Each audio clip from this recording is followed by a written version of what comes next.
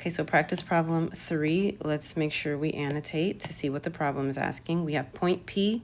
It's located at -3, -6. It's rotated 90 degrees counterclockwise. What are the coordinates of P prime? So, a couple of things we should do. Put the point on the graph. So, -3, -6. This is where point P currently is. Label your quadrants. I want to see labels every time.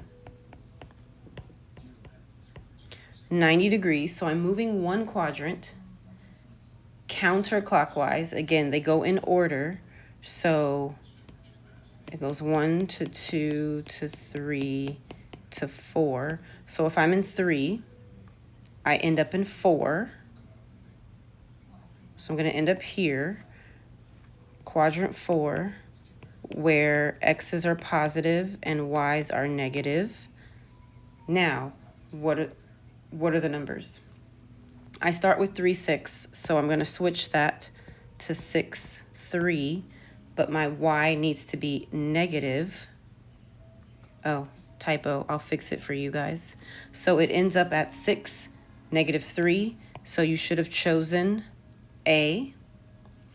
The next question for you said, if P had been rotated 90 degrees clockwise, how would the answer change?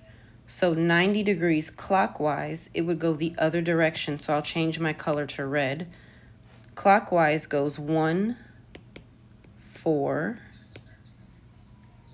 3, 2. So if I start in 3, I end up in 2.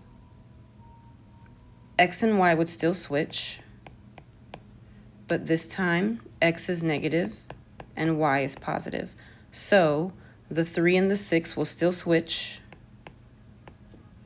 but this time X is negative.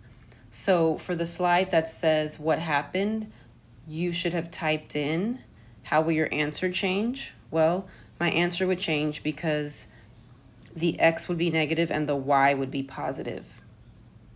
The image would end up in quadrant 2 if it were rotated 90 degrees clockwise instead of 90 degrees counterclockwise. Okay, so this is what the information you need for that second slide that you answered. If you didn't have an answer, please go back and complete it. Every single slide needs to be complete to make sure you're ready for your exit ticket.